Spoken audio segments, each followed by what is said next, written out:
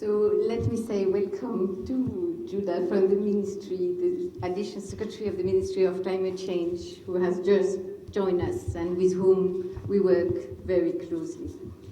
So, dear Dr. Dindo and dear IUCN colleagues, dear government representatives, dear partners from the donor community, from the NGO, from the private sector, from academia, I would like first to thank IUCN and the Ministry of Climate Change for having invited us. We are actually really honored to be here today in this launch of the Climate Change Gender Action Plan led by the Ministry of Climate Change and IUCN, and very happy to see the commitment of all stakeholders and the number of people you all in this room are showing this commitment. First, let me commend the efforts made thus far by the government of Pakistan, including relevant agencies, to recognize gender differential needs and priorities. It's clear that issues related to women have taken an important place in the national policy agenda of Pakistan. And gender has been mainstreamed at the national policy level. We have the Climate Change Act, National Climate Change Policy, and now the Climate Change Gender Action Plan, where gender has been mainstreamed very thoroughly. So, as Dr. Dindo said and stressed, since the most important is the action, I thought I wanted to give you some reality checks, and very recent reality checks. Yesterday, I was in Lahore, had a validation workshop on a baseline study of our project, a large project in South Punjab and in Sindh, in district very prone to disaster, very hit by climate change and poor. And this workshop, we had done these baseline surveys. And we disaggregated the data, which we don't systematically do, but this time we had disaggregated data, and we looked at male-headed households and female-headed households and looked at the differences. And from that, we have three main messages which came out of these results. The first message is that female-headed households are poorer than male-headed households. They have less land, less livestock, and less access to social services. These, you will say to me, we know. The second one is about the analysis of food security using several indicators, such as the food for those who are working in the food security sector. We have the food insecurity experience scale, we have the food consumption score, etc. But again, female-headed households are less food secure than male-headed households, measured by those different indicators. The third message is an interesting one. We're looking at the resilience capacity of households. Since 2008, FAO has been at the forefront of efforts to measure the resilience capacity of the people to food insecurity and the effectiveness of resilience strengthening interventions. And for that, we've pioneered an index, a resilience index, which was used for the second time in Pakistan for these Green Climate Fund large project on agricultural transformation in Punjab and Sindh. And here we have the female-headed household again, which have a lower resilience capacity by 3 points than male-headed household. But what is extremely interesting is the structure of the resilience, which is different. And it shows that the resilience of female-headed household is much more based on social safety networks, social networks, and the capacity to adopt and to change in order to respond to a shock, a new situation.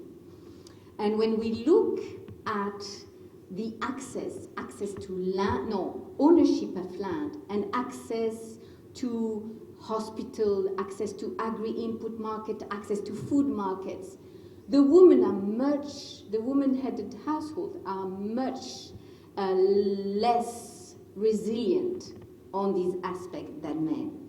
So, what does it say?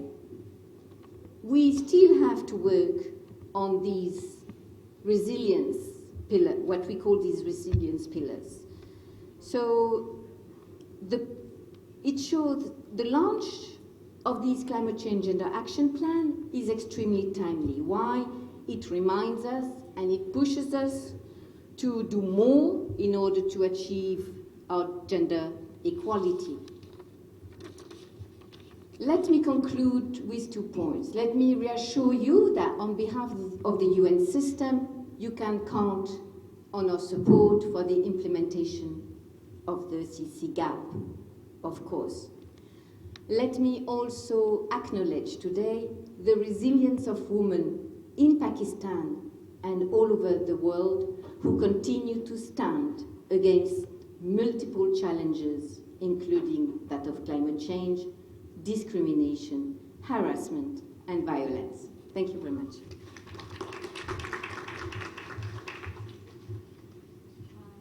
For your assurance and reassurances, and we look forward to work together. I wanted to actually formally welcome very, very distinguished presence of additional Secretary Ministry of Climate Change, Quaid-e-Azam. I know that he had multiple meetings today. When Madam Minister and the Secretary Saab, they were out of country, and they have arrived just this morning. I'm so glad to have distinguished presence of additional Secretary Saab in person, that he has spared time, and we are honored to have the proceedings under his able presence. Thank you very much, and proceed with the rest of the agenda, please. Thank you. And share his views. In fact, I am thankful for providing this opportunity to me. We are already taking a lot of time. So in fact, I just wanted to start with the basic document which required this today to develop this ccGAP. That was the climate change policy. In fact, I was the part of the UNDP team at that time who developed that policy in 2012 climate change policy. And recently, we have, in fact, I was again heading the team which updated the policy of 2021. Interesting thing is this, that when we are talking about that most of this Pakistani programs and documents does not give the appropriate preference or importance to the gender issues. But interestingly, our 2012 policy have a one dedicated section for gender in 2021. And that policy, when we have updated it in 2021, we have also upgraded that section also. And interestingly, why we were, in fact, was able to give the appropriate importance to the gender issues in our 2012 climate change policy. In fact, I just wanted to, in fact, many of the, in fact, team members and the others who were guiding the team to develop that 2012 climate change policy are sitting here. And why we were able to get this importance at that time, gender issues in that policy, I think the credit goes to those people. And some of my those friends are sitting here, and I think it will not be appropriate if I don't acknowledge them. And I am grateful that Mr. Ahmed Kamal, Dr. Ghuram Rasool, and Mr. Mahmood Chima, and UNDP, Mr. Amanullah, they are sitting, and some other friends also. So they were part of the team who was guiding this, our team to develop the policy. So this was, I think, a very appropriate way when we were developing this. So and now I come to this ccGAP, Climate Change Gender Action Plan. Again, in fact, I am part of the team of IUCN when we were developing this important document, and in fact the document to implement our climate change policies.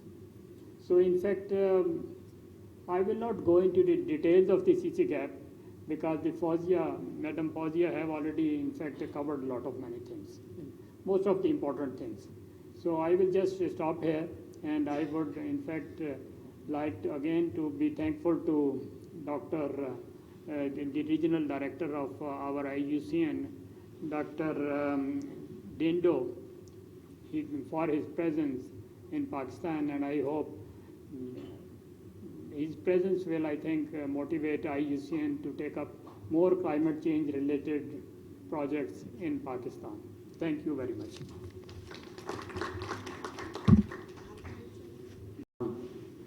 Honorable guests, distinguished members of diplomatic corps, senior government officials, distinguished academicians, colleagues, and most importantly, climate change and gender enthusiasts.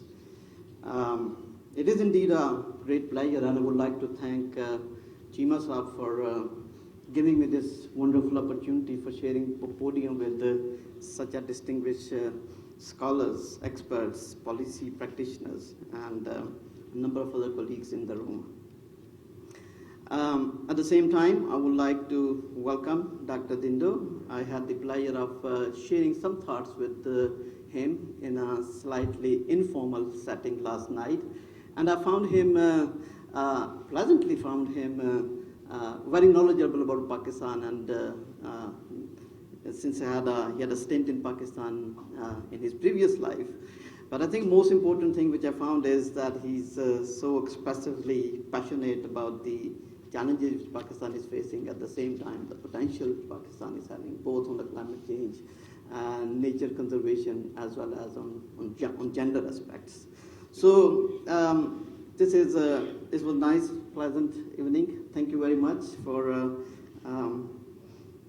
having me and then sharing your thoughts with me. Now, coming to this important event and the launch of this ccGAP, I would say that this is extremely important, as well as the most fitting, timely, and to some extent a desperately needed effort and initiative. Now, why timely, why fitting, why desperately needed? There are a number of reasons, but let me just share a couple of questions, or maybe just throw a couple of questions, and I'm sure that the speakers coming afterward might want to take that on. Well, first of all, if we look into this, since we're talking about climate change, and if we look into the climate policy perspective, international climate policy perspective and development in the UN-FAO process, what we know that the recognition for the climate action and the impacts were very well recognized at the very early phases of the UN-FAO processes. If we look into the 1992 convention, there are very strong references to the gender aspects of it, gender inequalities, pre-existing gender inequalities. At the same time, there was this concern, even at that point in time, that with the climate action, with the policy coming into the full motion, the wheels going into the implementation in several parts of the world, including countries like Pakistan, it is going to have adverse impacts, and it is going to increase gender inequalities. But nevertheless, I think we, all the policy developers and the practitioners, we took our good sweet time, and we are here today in Pakistan when we're seeing this kind of a very instrumental piece coming together now. But anyway, it says never too late. But when we look into it in a very honest manner, I mean, there are studies after studies, and there's a very credible data which very clearly show that the gender disparities in climate change vulnerabilities not only reflect pre-existing inequalities in societies, but they further reinforce them. At the same time, we know that from our experiences, observations, and the number of people who have been a lot more instrumental in this area rather than me, but we see that inequalities in the ownership, the control of household assets, rising familial burdens due to male-out migrations, declining food and water access, increased disaster exposures seriously undermine women inequalities, and it increased the disparities. It translated into many adverse impacts such as economic independence, enhanced human capital, and inability to maintain the health and the well-being at food insecurities. My previous speakers very eloquently articulated some of these areas, so I'm not going to go into too much details into that.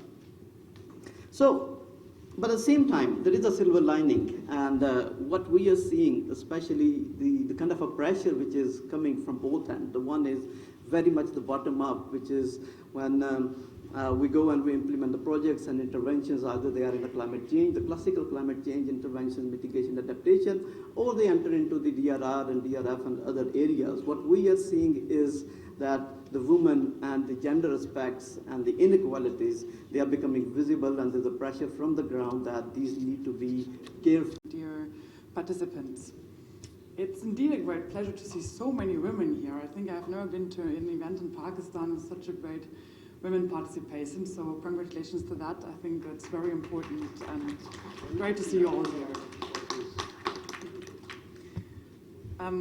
Congratulations, of course, first of all, to IUCN and the government of Pakistan for launching this climate change gender action plan.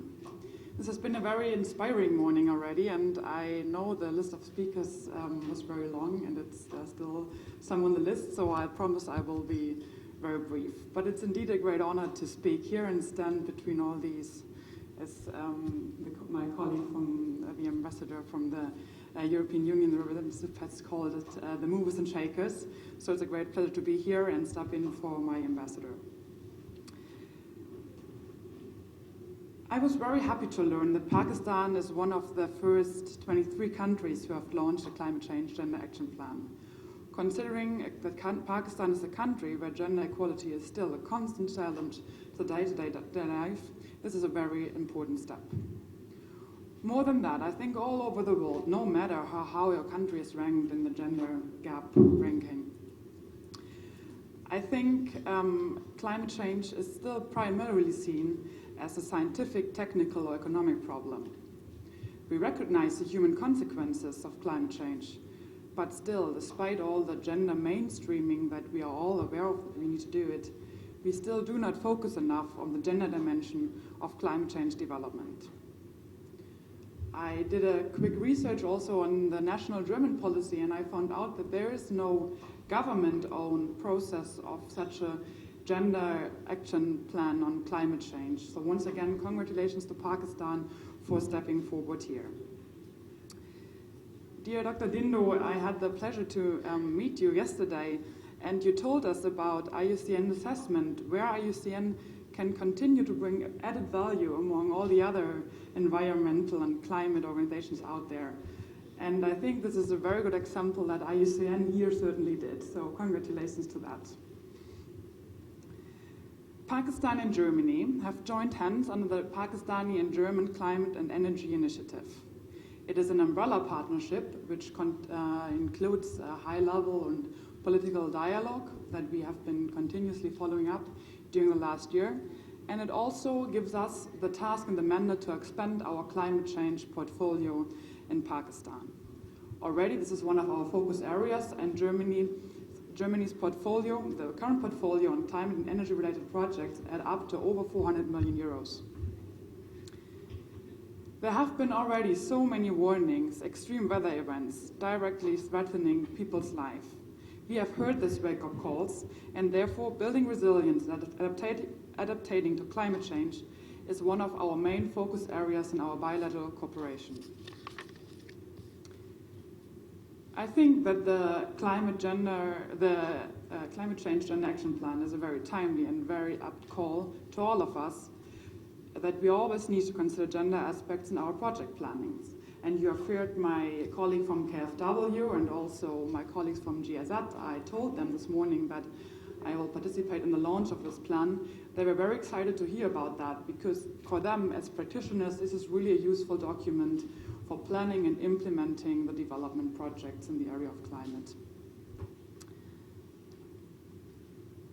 In this regard, I would like to highlight only one project of the German government that we are financing here, and it has been mentioned here already as well, which is our support to the Billion Tree Program, where at BMZ, my ministry, the Ministry for Economic Cooperation, finances the third-party monitoring implemented by FAO, IUCN, and WWF to make sure that the afforestation program here in Pakistan will continue in a sustainable manner.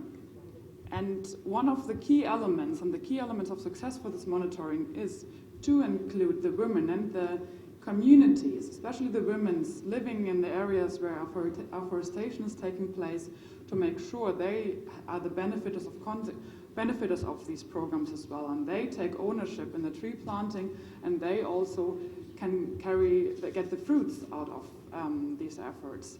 So I think this is a very good example where the gender aspects and our efforts to improve biodiversity and climate mitigation in this country is already very well combined, and IUCN, WWF, and FAO taking great leadership in that. So I'm looking forward to continue on this on this path, making sure, I quote once again, I think that was really nice, that we do not stop with the P, but we focus on the A. Ms. Chima, the members of the IUCN team, my fellow colleagues, representative of the government, and our foreign guests, members of the diplomatic community, and members of the civil society. It's been very long and a very serious discussion, and I have noticed that once one of our speakers says, "Thank you very much, how delightful your faces are." So I'll be also mercifully brief, because I'm a professor, and once we get a podium, then we never leave. So if I say that, can you please bear with me for another 30 minutes, I want to see your response. And there is our host here, she keeps on telling us that you have just 2 minutes to speak. So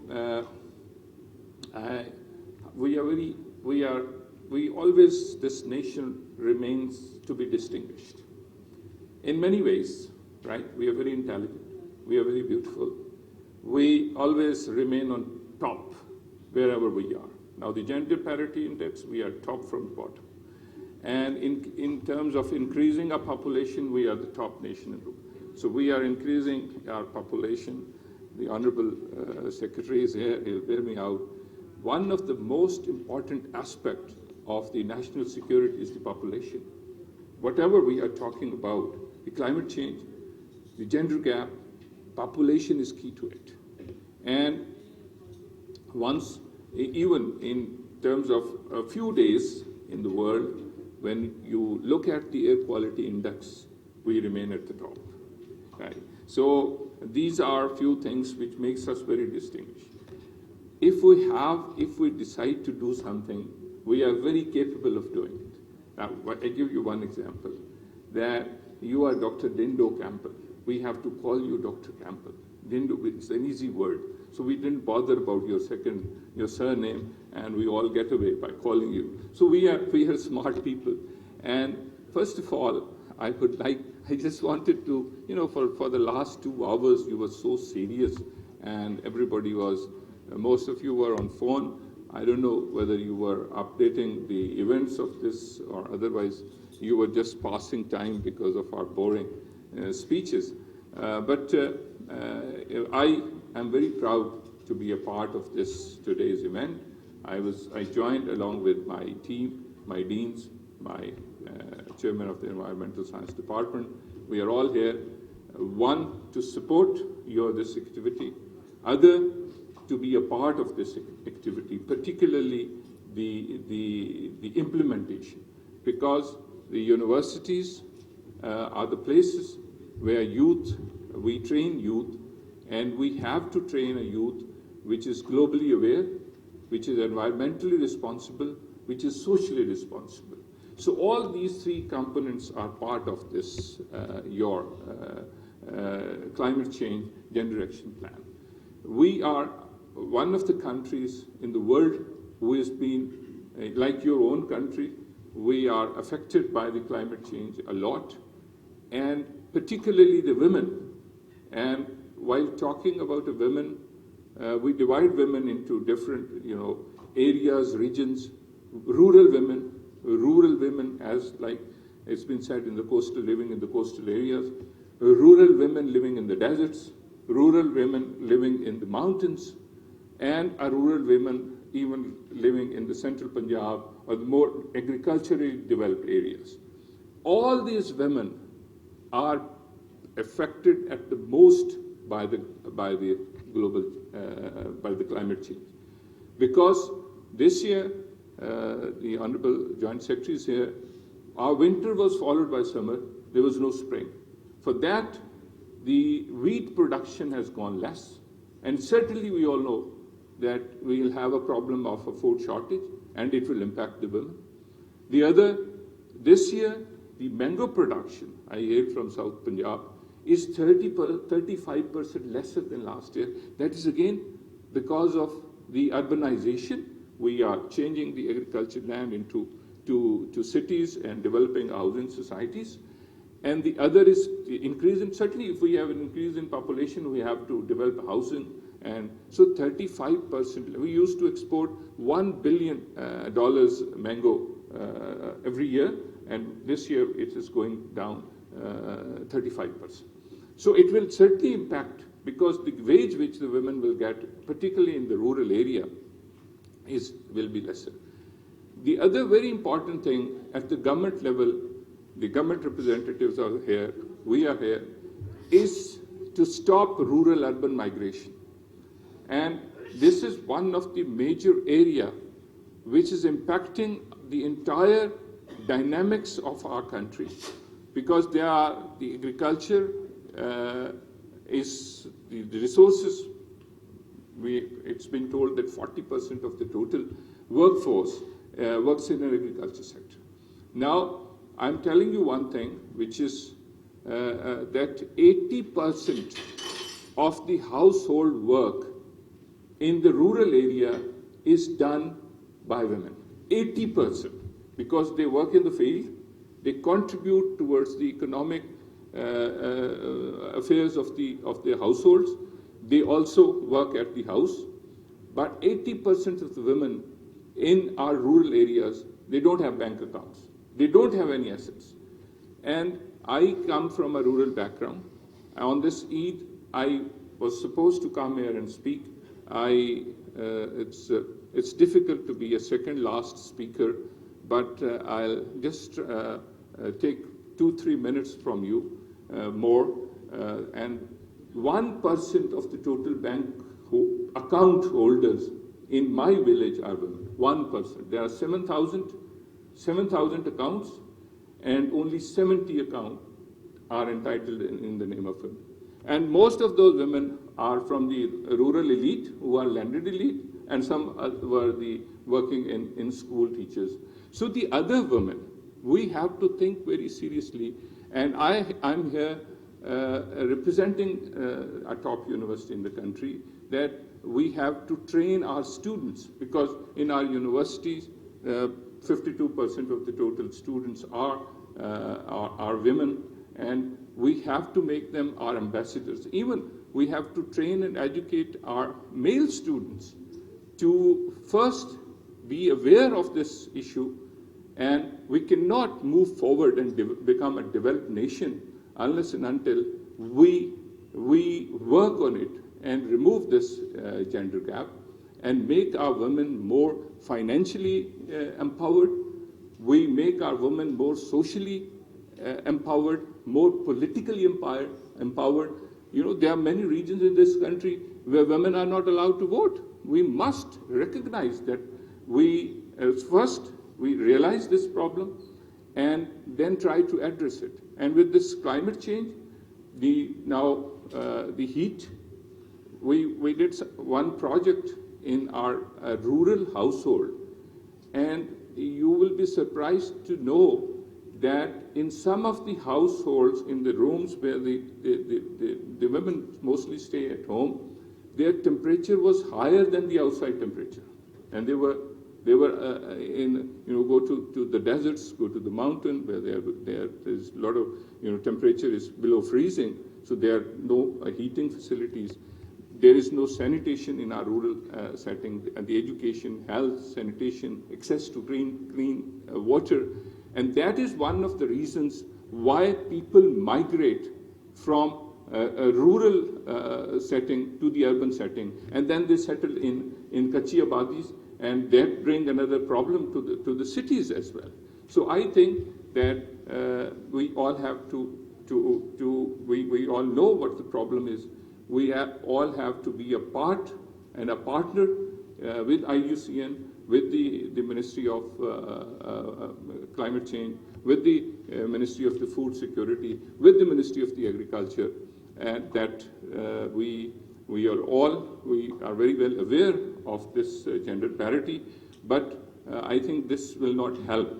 We have to devise a strategy where, like solar energy, because in a rural setting, the timing of the load shedding is higher, so we can provide them with an alternate by helping them, by giving subsidies on a solar clean green energy, by providing them an access to the clean green water, to health, to sanitation, so that they stay in their own areas, they have these facilities, and they will work in a better environment. But the only thing which will change the entire scene is that we have to make them financially empowered. The women in our rural and urban setting, these women who are, I'm very delighted to see, but they represent the more aware section or a privileged section of women in our society. But we have to bring a woman from less privileged area, in an urban areas, or women from the rural setting to functions like this, train them, make them our ambassadors, and even educate our rural men to be aware of the right of the women in their societies, and give them more representation in our social setup, in our political setup. But the only way forward is that we all know that there is a climate change, and it will impact the entire population, but it will impact the women more because of these things which I have already told. Once again, I want to see the smiling faces because I'm concluding. I want to once again thank all the speakers. I want to thank all the participants, and particularly IUCN, for bringing us together to actually deliberate, discuss on this very important issue, and be a part of the implementation strategy along with the government. We are all very delighted to be, and we'll be looking forward to work together. Once again, thank you very much, and I congratulate all.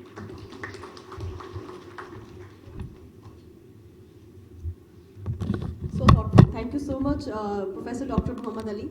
So we are gathered here at the launch of Climate Change Gender Action Plan, and Ministry of Climate Change has a key role in it, and we are so happy to have the representative of the ministry, Mr. Qamar-uz-Zaman here, his additional secretary at Ministry of Climate Change. So I would like to invite him for his remarks.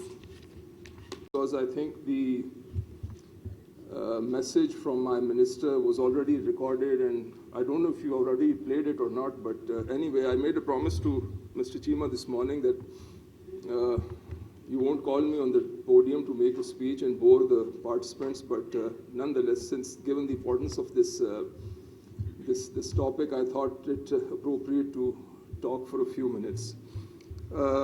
First of all, thank you everyone for being here. Dr. Dindo he's come all the way from Bangkok, Mr. Chima, Professor Saab from the Quaid-e-Azam University, Florence, whom I've had the pleasure of working very closely on the Living Indus project, Living Indus initiative rather, and the ladies from the GIZ and the Canadian Embassy. Climate change is something which, as a student, we used to read about 15, 20 years ago or 30 years ago. And at that point in time, people used to think that it's an academic debate and it's not going to happen in our lifetime. But unfortunately, it's very real. And while at the Climate Ministry, in the last 3 years, I'm by the way, the longest serving additional secretary, or the secretary for that matter, in this ministry. So I've had some, repository of some experience of, as to what has happened within the past 3 to 5 years. This is something very real, and I speak from experience because in one of my past assignments up north in Gilgit, people used to conserve water for their winter crops, and I'm also heading one of the projects which is called the GLOF2 project. So I've had the pleasure of going up north again in the past couple of years. And over there, people that I talk to now, they say that they have stopped conserving water because the water melting is now a continuous process. It even happens in the months of November and December, which was unheard of in districts like Gilgit, Skardu, or Khizr for that matter, and Hunza. So, within my lifetime, I've seen, climate change impacting agriculture patterns, climate change impacting, within the city, I'm an old resident of Islamabad. My parents first moved to Islamabad in 77. And I vividly remember that in the winter of 1984, it snowed in Islamabad. And there was so much snow up in the mountains that where actually Munal is today, I saw with my own eyes people making a snowman. Now, this time around, as somebody just said, that, we have winters that too have shortened because of global warming. And we didn't have any spring this year. March was the hottest March ever recorded in the history of Pakistan. And I had the opportunity to go into Riyadh this spring. And Riyadh, which actually goes to 50 or 52 degrees centigrade in the peak of the summer, Riyadh was colder in March than Islamabad. And, I was talking to my Saudi friends over there, and I said, I thought that, I'll be, going around in, T-shirts and Bermuda shorts, but Riyadh was much pleasant than Islamabad this year. So these are the realities that we have to, now face. The Climate Change Gender Action Plan, I remember we kicked off this initiative, which was last year or the year before that, Chima sir? Last year, March 2021.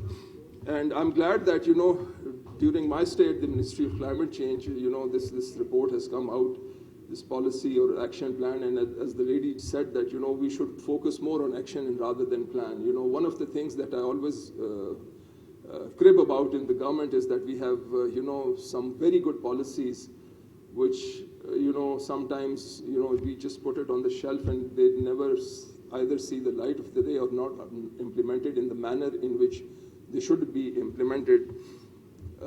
And having served in the field in my early years, I'm more of an action man. I believe more in implementation rather than, having a, very nice world-class document. So the meat is in the action, the meat is in the implementation. So I would urge all of you to basically join hands with the government and make it a successful initiative. As you know that, when it comes to gender, we are sometimes daunted in the government by my colleagues that we always have either a female secretary or a female minister. And I've had the pleasure of working with two, female ministers here in the Ministry of Climate Change. So as far as the gender component is concerned, we kind of are cognizant of the fact, and we make it a part of our, actionable kind of things that, we have a good, decent proportion of female officers as well as, people working with us in the ministry. One or two of the major initiatives which we are working on, one is the Living Indus initiative, with which I've worked closely with Florence. That also has a gender, component, because, female workforce will be affected because of the dwindling water quality as well as water shortage when it comes to the river systems in Pakistan in the years to come. Our glaciers are melting very fast. We are becoming a water-stressed country very soon, and unless and until we do something about it very soon, the next 50 years to 70 years are going to be very, very tough for this country. And I say this from experience because, in the GLOF project, we've seen, water melting. And this year, in fact, we've had about 16 events so far, which were unheard of ever before. Before this, GLOF is basically glacial lake outburst flood, which actually destroys, houses and, livelihoods, whatever comes in its way. So from the gender point of view, then again, when a house is destroyed, it's the women folk which get affected first, because you don't have a kitchen, you don't have a roof on your head. Men can live out there in the tents, but it's very difficult for women to cook food for their family or to live outside in the open for weeks and months. So those are some of the challenges that are going to happen. So it's very important for us to become cognizant of these challenges and make gender mainstreaming and gender action a part of every policy and every initiative that government takes. So with those words, I don't want to bore you further, and I want to see a smile on all of your faces when I go back to my seat. Thank you so much.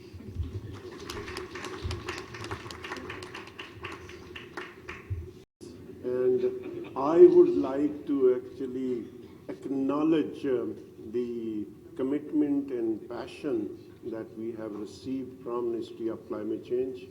And I know that Madam Minister, when she was planning to travel abroad, she said that if I could not make myself available in person, this is something that I would like to record a message and send to you for display. I said, okay, I will send a team for recording the message. She said, I am self-sufficient, and I will definitely send you a message. For this promise in the morning we received. Thank you very much. Assalamu alaikum. First of all, let me welcome you to this exciting launching ceremony of the Climate Change Gender Action Plan of Pakistan. It is my profound privilege to be here, and I apologize for not being here in person because both women and climate change are very close to my heart, and I thought because I'm away for it to be appropriate to send you this recording, so do bear with me. And once again, thank you for being here. Thank you for being supporters and collaborators in this great enterprise. I also want to, at the outset, thank all stakeholders and key partners that have joined us in a vigorous consultation process to produce this robust document. The Gender Action Plan of Pakistan is prepared by the Ministry of Climate Change, as you know, and with the support of the Readiness Grant of the Green Climate Fund and much support from the IUCN. So thank you, and please bear with me for a few minutes to share my enthusiasm with you about the subject at hand and what this report means to all of us. You do all know very well that Pakistan has been ranking among the 10 most vulnerable countries for more than 2 decades. It is on the front lines of climate change. You see it in front of you, and you also know that between the monsoons, the desertification, the glacial winds, the forest fires, the heat waves, we are now at the front lines of a great climate crisis that is running through the world, ripping through the world as we speak. And hope is not a plan, that we cannot just hope it will go away. So here we are with points and plans for every sector. Here we are with one of the most vulnerable communities in Pakistan, the women, and with the women, the children of Pakistan, who are always on the ground zero of conflict, of pandemics, of disasters, and of course they face the disproportionate effects of climate change, which Pakistan is clearly now acknowledging. The situation is complex, but it is very real. Women experience all kinds of predations when conflict strikes. Women are also the real agents of change when you need nature-based solutions, when you need any great transition to be owned by the people of a nation state or a community. And it is the women that make that change a reality, not just from their homes, but also from their fields, from the fisheries, from our factories, and from the boardrooms.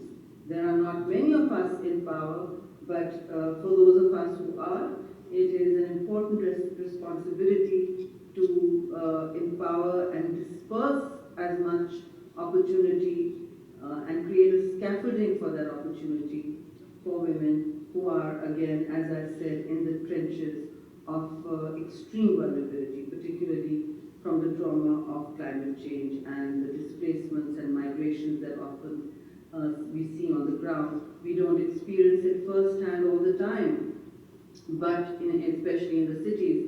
But as you see, Pakistan has been at really the front of a very, very tough year of climate stress, and the situation demands an integrated effort for those that are living on the margins, for those that have not enough of a voice in their decision making, particularly health, economic, education, and politics. Women have traditionally been the caregivers of a hidden care economy, not just in the world, but most so in Pakistan. This needs to be acknowledged in all our efforts, in all our policy making, in all our executive actions. And I think it is now really high time that Pakistan recognizes, and we are doing so today, the fact that climate change affects women and men and those in power and those out of power differently. Women clearly experience all stresses, all violence, all predations of conflict and climate stress very, very disproportionately. There is a whole encyclopedia of knowledge that now has led the world to come to such conclusions, but we see it on the ground every day.